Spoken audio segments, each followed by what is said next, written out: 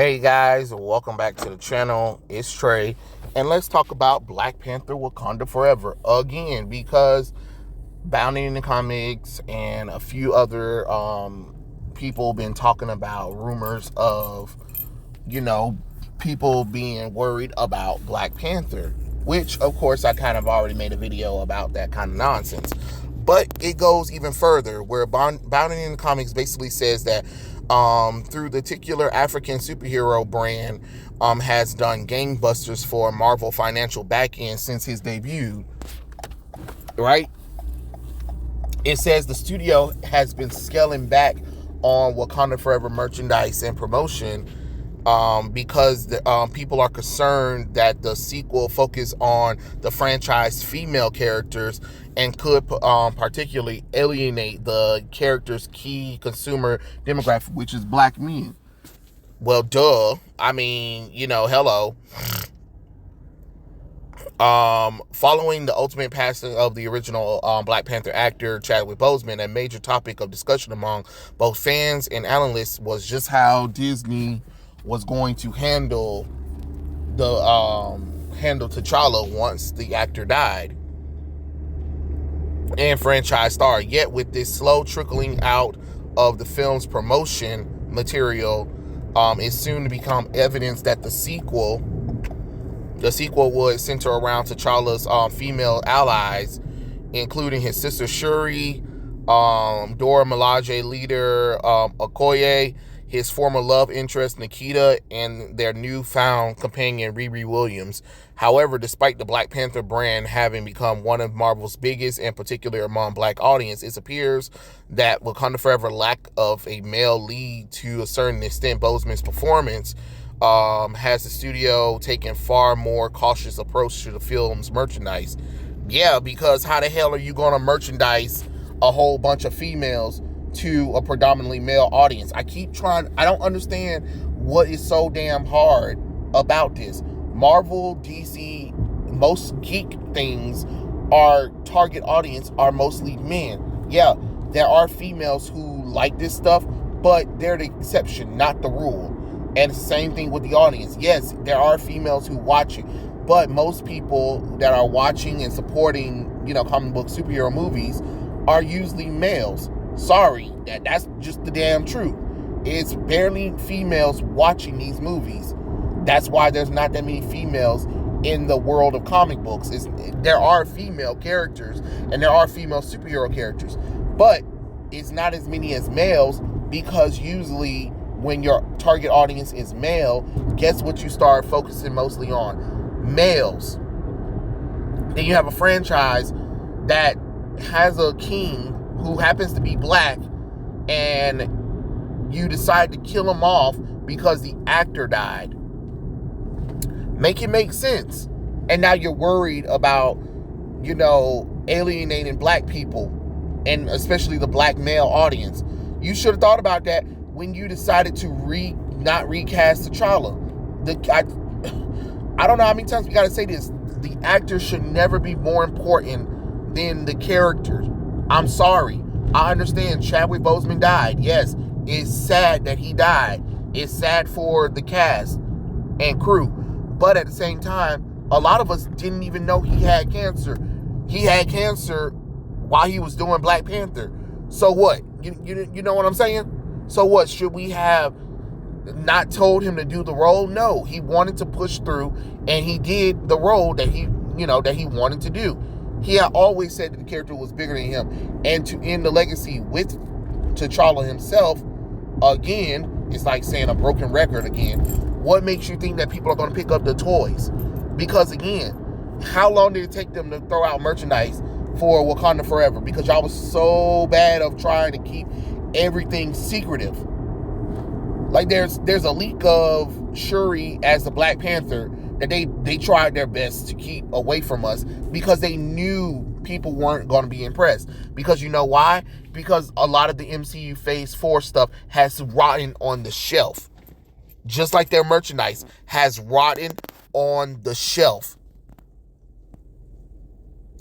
And according to alleged inside sources who insight relay directly to Bounding in Comics, and Valiant Renegade, many licensed product manufacturers have cut back on their Black Panther products versus their more standard mapping for the category with the respect of what they would usually do with the property with the upcoming over $1 billion exposure push.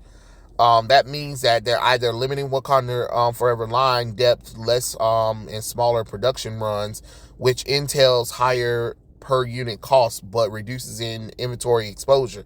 Surprisingly, though, he admitted that those with colder feet are those who bring most value to the added product.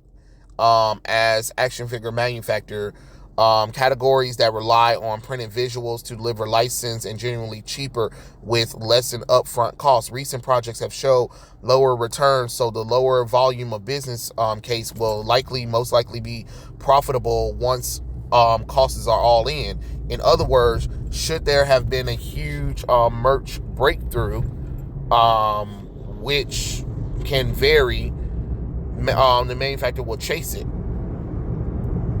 And that's why Marvel has went to caution with Wakanda Forever, because they're nervous about it, because they know that a lot of their merchandise recently has been sitting on the shelf, and Wakanda Forever is literally the last phase 4 movie that they have coming out right now anyway, and it's not really looking good. I don't know if there's projections for the movie to do good or whatever. It most likely will, but for right now, it's a cautionary tale, because why would people trust Marvel? Yeah, I know there are some people who say that they care about the MCU, and that's great and all. They're going to watch the movie regardless, and that's understandable. But when you have people who care about the character before it became a popular mainstay, that can alienate them. Because think about it, how are you going to convince boys to go after watching Wakanda Forever? Hey, let's go to the action figure store and get all of T'Challa's female allies. Ain't no boy gonna want that. What is the boy gonna watch that'll make him inspired? There's no M'Baku toy at all. You had to put a classic Black Panther toy in there, like when he originally first appeared in the comic books, where he had the cape. Yeah, that's about all you got. There's nothing for the black male. Fake ass Namor. Yeah, that's not gonna fly. That's not gonna fly with black folks, because that's not being inspirational. And then on top of that, he's the conflict. So again, how are you gonna make that work for you? Come on now, you gotta think. You didn't think about that. It's just like this whole She-Hulk debacle. You think that you can make fun of your male audience and then get mad that they're not supporting this stuff. Your male audience is your predominantly target audience. I don't understand. Disney, you brought these franchises because you wanted a male-dominant audience, because of the fact that people were saying that early on in Disney that they had mostly females buying their products, that there's nothing really for the men at Disney anymore. That was the whole point of acquiring Power Rangers and Star Wars and Marvel and other things, IPs that had a target of male audience, because you wanted the male audience. And yet here you go, taking predominant male things with a male audience and trying to change it for females. That doesn't make any sense, because if that's the case, you need to start doing that with your fucking Disney princess movies and start focusing solely on the male in your movies, and give us an entire Disney Prince action figure line or something like that. But you're not going to do that. So it's weird that you decided now you need to do it with Marvel and Star Wars. And people are trying to say that Marvel right now is about to become a dead brand like Star Wars because of the nonsense. And the company fears from the fact that Black Panther is not a property or a mantle, but rather a Pacific character whose appeal is very male, even more than usual. That seems especially true with black men, clarifying that there should be in more of an indoctrination focused study would be needed to confirm this fact. The perception of a hero is not only from his solo movie, but from the sum of his on-screen exposure. And the comics don't score here, sadly. Black men have the strongest relationship with the character, with interest group pop of a father and son dynamic. So basically, they're basically trying to say that this character has such a unique thing with a father and a son, and with black males, and the word, and then to see a black men identified with Black King, a strong male figure, associated with noble strength and how the character hold himself, is inspiring to them. But it's just like, to that end, it's like it carries on to a father and a son. So, like if a father and son was watching this movie together, they can go to the store and pick up Black Panther merchandise as like a father and son kind of thing. But they can't do it when the movie isn't focused on men. It's focused on females. They're not gonna go to the store and be like, yeah, let's go and get Black Panther Wakanda Forever merchandise, because there's literally no black male for them to focus on. And that should be a cautionary tale. So I don't know. And then on top of that, they said that most people who went to go see the movie, the original Black Panther movie over again, were black males from their studies that was being shown, because black men was inspired by T'Challa during that time, which is great. I'm glad that black men were inspired by Black Panther. I'm glad that they saw a great black superhero role model, because they should. People, as a black person, it is nice to see original, traditional black male character being celebrated by black people, and even if they sort of being used or whatever, it is nice to see that people actually cared about Black Panther, or starting to actually care about Black Panther. And we were getting somewhere. He could have became a good central figure in the world of Marvel if they didn't get rid of him. Like I had said before in my previous video, just go ahead and kill him off and everything, then, if that's the case. If you're not going to recast him, then what's the point? And I know the movie's already there, so it's kind of too late to make those choices, but you really should have thought about that before jumping the gun and expecting people to be like, yeah, this makes sense, this is what I want. No, people do not want that. Because again, if you're going by this whole route of females are better, men are trash, you're an incel if you don't like these decisions, you're a racist, you're a sexist, or whatever, again, how are you going to convince the male audience to really show up? Really, they don't show up like that for superhero movies. I'm not saying that black men don't go and watch superhero movies. They do, because I go and see them. But when you want a high percentage of them, you're going to have to give black males a reason to go and see it. And I can already tell you one thing: a black male isn't going to watch an all-female cast. They're just not. I'm sorry, you don't like it. That's just the damn truth of the matter.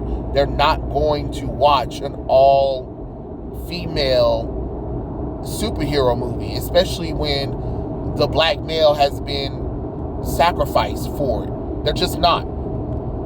And I don't think people really should go see Wakanda Forever, because it felt like a lot of people were guilted into seeing Black Panther the first time, because everybody just act like, oh my God, it was amazing. It was lightning in the bottle moment. And don't get me wrong, I'm not saying that Black Panther wasn't a decent movie, but it's far from perfect, honestly. Man, that third act fucked up real bad, honestly. But that's just my personal opinion with it. But it is kind of great to hear these articles, because they're really telling the truth. Investments are really worried about it, and everybody that always want to be like, oh, it's because you're being incels or whatever. No, it's because these characters mean a lot to people. You claim that you don't care about this stuff, but yet you're the one that sat up there and decided that you wanted to enter this world, and you wanted these fans. You wanted these built-in fans. Well, guess what? You have to take the fans, good and bad.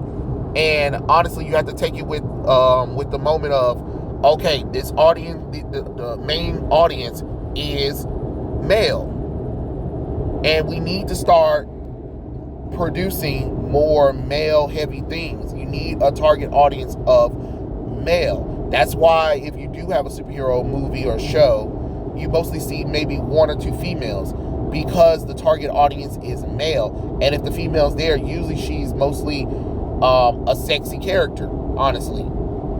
Now, there are some exceptions to the rule. Again, exceptions to the rule. But that doesn't mean that you can do it all the time. And Wakanda Forever is going to definitely suffer from Marvel's whole, oh, we have to replace every damn male character with female. So they already kind of screwed themselves up with that movie.